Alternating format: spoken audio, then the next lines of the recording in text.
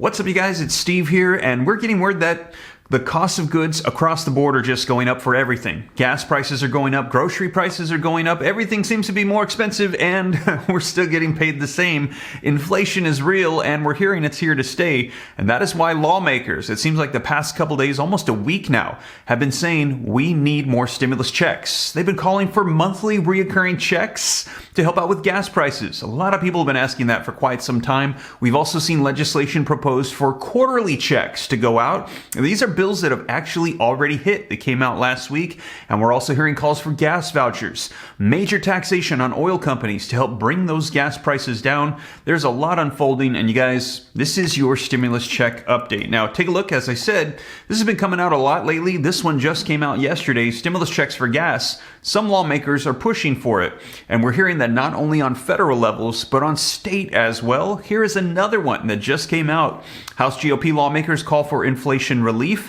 I'm going to give you all the details on this state, and also grocery prices. Shrinkflation is real, and I was wondering if I was the only person that noticed it. The other day on my way home from the gym, stopped at the grocery store to get some protein powder, and when I went to go get it, I noticed the bottle was half the size it normally is, but the price had stayed the same.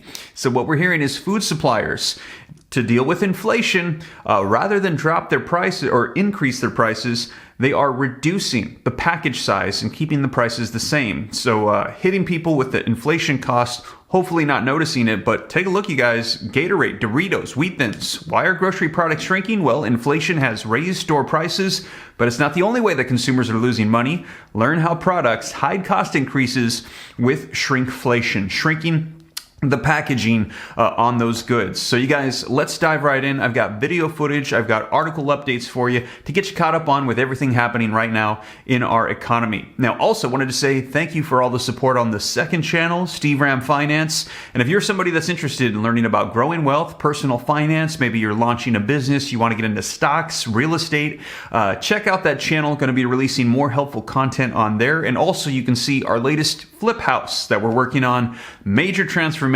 underway. So if you're interested in that, consider joining that channel as well. I'll pin a comment down below. You can click the link and go subscribe. But right now, let's get you caught up on stimulus checks and what's happening with our economy.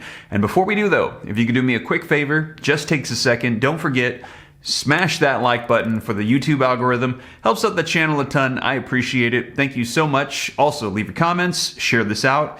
If you want to stay up to date here on this channel, totally free to do so. All you got to do is hit the subscribe button and turn on the notification bell so that way you're notified right away as soon as I upload updates. And if you got any specific questions for me, I'm easy to get a hold of directly. All you got to do is hop onto Instagram and shoot me a DM. My Instagram handle is @SteveRam3. But with that being said, you guys, let's go ahead and dive right in. And let's start off with some video footage of skyrocketing gas prices. And especially right now in Los Angeles, California, they're going to be talking about how they went over $6 a gallon on average. Let's go ahead and take a look. But first, Los Angeles saw gas prices rise to a whopping $6 a gallon on average. The first U.S. city to do so as the cost of oil and inflation continues to surge. According to CNBC, oil prices are up this week over an estimated drop in U.S. crude inventories. That I can't read. Signaling a rise in demand while talks of a fresh oil embargo on Russia fueled supply worries. So one oil market analyst told CNBC we could expect to see continued high volatility through the rest of the week and especially around the NATO summit. They added that there may be some relief if the EU doesn't ban Russian oil imports. Meanwhile, legislation is being floated to help Americans at the pump. Some proposals include a stimulus check, while others would tax oil companies that would in turn provide financial assistance to consumers struggling to pay the price. ExxonMobil has made its largest profits in 7 years, raking in a whopping $23 billion in 2021. And as oil prices rise, they're projected to make nearly $38 billion this year. Maybe we don't need to subsidize these companies. Would be my key. I'm for stripping their subsidies, absolutely, and going after their windfall profits.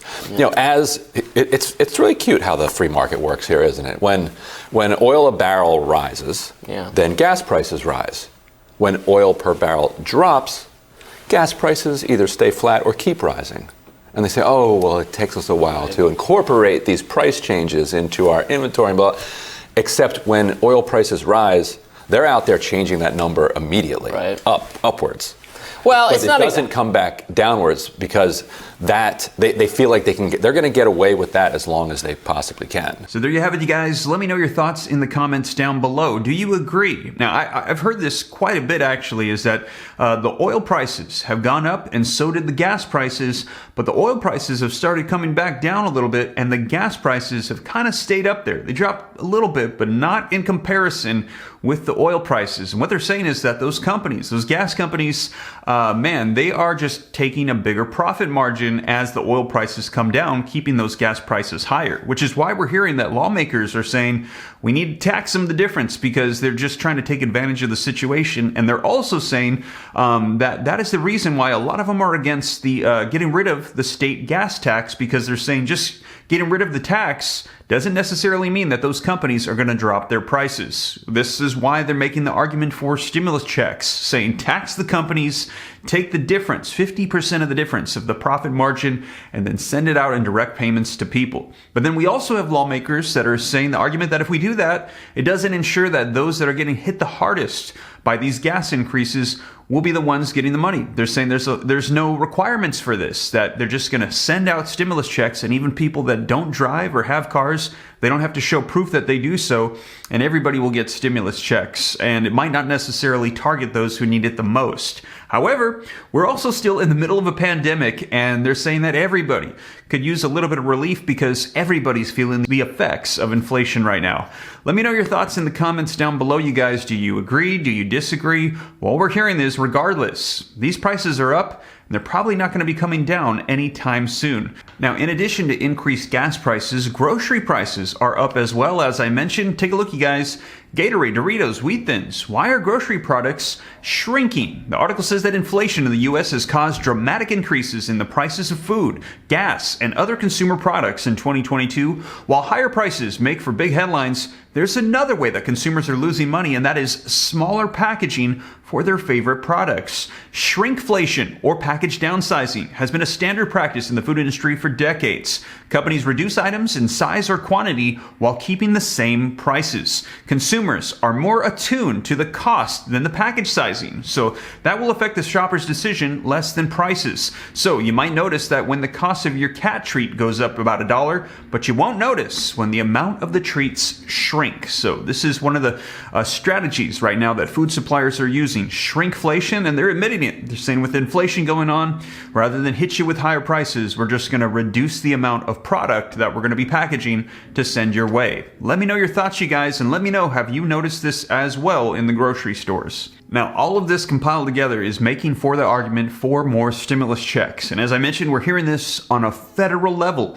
for the entire nation, but also states as well are saying they're going to be cutting their state gas tax. They're going to be sending out their own stimulus checks, rebates, vouchers, and we've got another one calling for relief. Take a look, you guys. Link in the description below. House GOP lawmakers call for an inflation relief. And it says Illinois House Republicans say that it's time to do something about rising consumer prices. State Representative Patrick Windhorst says that the GOP has proposed relief measures such as suspending the sales on gas tax, but those bills are stalled currently. Meanwhile, the governor has proposed some ideas like removing the 1% sales tax on groceries for 1 year. Republican legislators say that those proposals don't go far enough. So, sounds like in Illinois, they're working on some things to help you out with all of the inflation and increased prices. So you guys, that is the latest, and I'll be sure to keep you up to date on whatever unfolds. I know there is a lot going on. There is a war right now with Russia and Ukraine, which is impacting gas prices, food prices. We're still in the middle of the pandemic. We're hearing there's a new wave